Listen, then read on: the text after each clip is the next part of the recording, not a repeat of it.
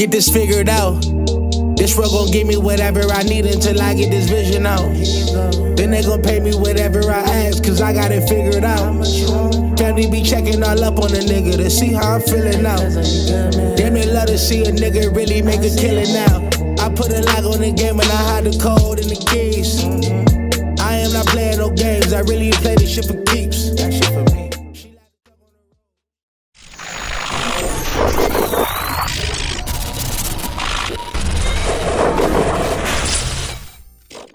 MaddenHeadz YouTube, what's going on?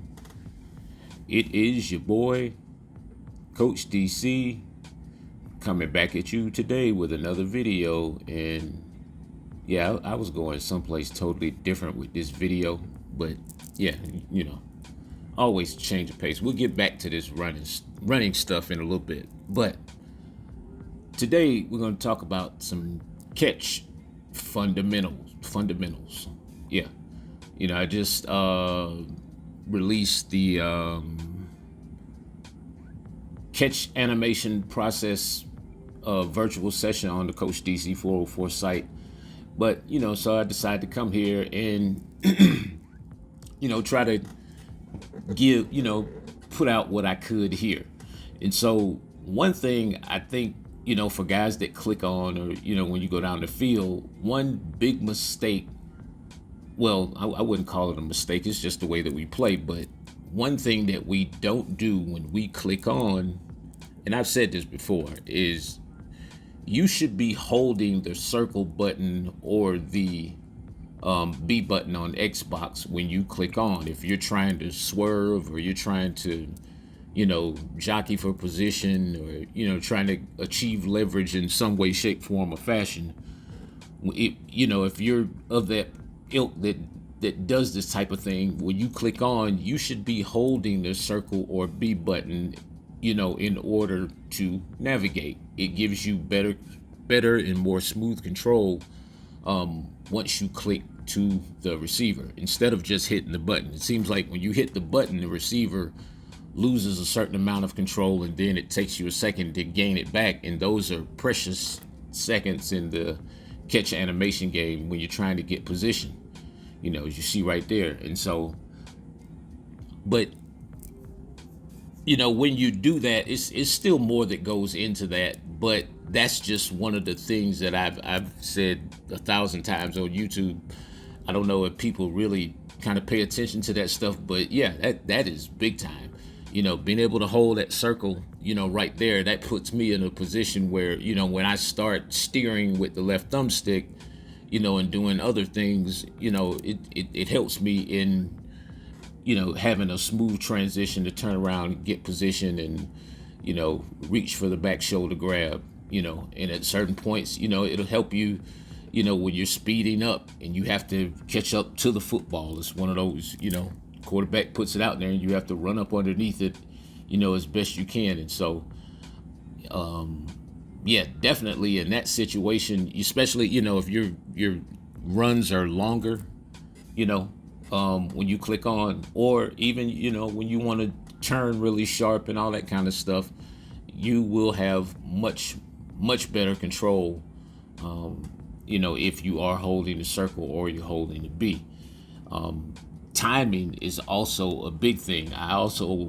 One thing I always talk about is the person who animates first, that's the person who wins the battle. So again, you know, we're talking about clicking on here. So when I'm running, you know, as I see the catch radius and I'm approaching the catch radius in the spot, you know, I'm gonna pick a spot where, okay, right here is where I'm gonna launch myself. You see the catch radius, you see the circle, you see the white cursor, the orange circle, and all that kind of stuff. And I have videos that break down all that kind of stuff, you know, about the catch radius and how to improve, you know, how you read it and how to be effective within the catch radius. So timing has a lot to do with you know, where you're going up from, you know, in terms of your relation to where the ball is. So, you know, if I can get myself, you know, to the edge of the catch radius and I can get myself turned around with a smaller DB, you know, it's case in point right there.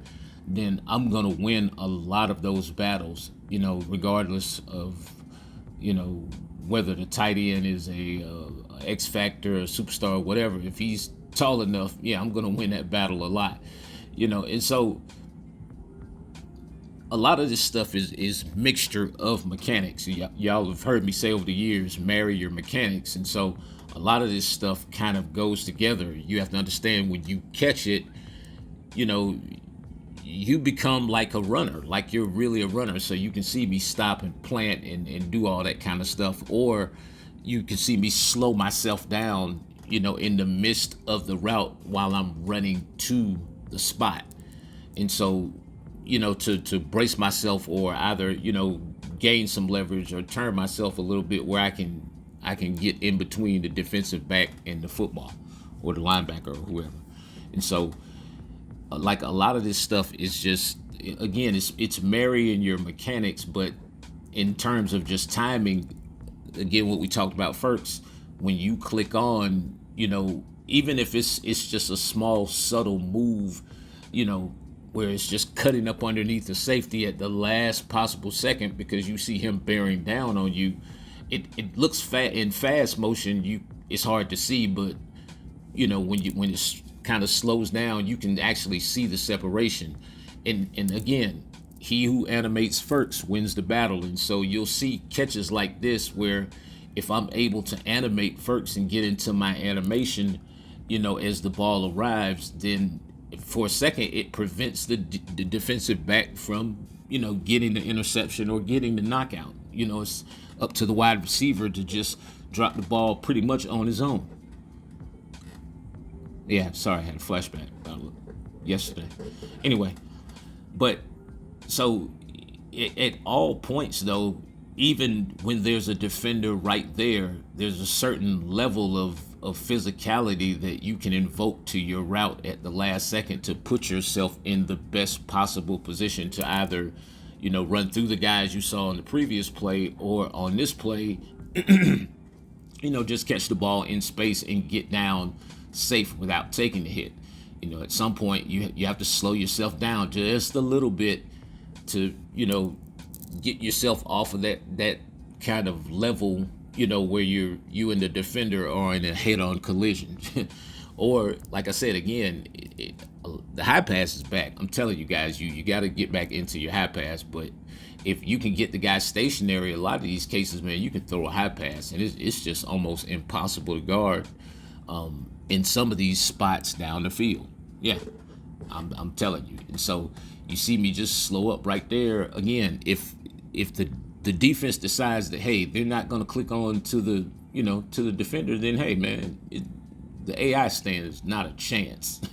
9 times out of 10, I'm gonna beat the AI. And if you have these mechanics down, you're gonna beat the AI. And so another thing we talked about was catching the ball and trying to maintain your momentum. And so again, you have to understand that using the right catch for the situation. I don't know if a lot of you guys, I don't know if some of you guys are aggressive catching your screen passes, but you should be rat catching your screen passes. Yeah, you should absolutely be rat catching your screen passes. And again, as I talked about before, when you click on hold, circle, or B, it will help you keep your momentum and, stopping the little drag or the little slowdown that normally happens when you catch screen passes. And so if you hold that, and then once you start to move the stick and you start to add your speed or decrease your speed or whatever you're doing at that case point in time, the reaction will be much faster. And so, in a lot of cases, like especially with rat catching, it's really a matter of just not losing the momentum. The rat catch it's a weird one because we probably should use it more. Meaning, like, for those underneath, so let's say if you have a cornerback or somebody trailing you underneath, a lot of times when you throw that pass out in front, you should rat catch that, because a lot of times that will actually keep the defender from jumping. I don't know why, but it just does. Especially like cases like this when obviously when you're catching the pass in the middle like that. But I think some people just automatically aggressive catch everything. That's a practice I would actually really work on implementing a lot of your catches as rack catches, or at least just try them out in practice mode or whatever. But I'm telling you, it's a lot of cases where if you guys start rack catching it, man, you'll catch the pass, and it's like, man, you know, if you have all your other mechanics in order, you will be cutting out fast. And so, you know, even like that's a rack catch right there. Yeah. And the funny part is that's the reason why the catch was kind of a weird animation for the catch, but the key was that I just shortened the angle. Anyway, it's your boy Coach, man. I'm out.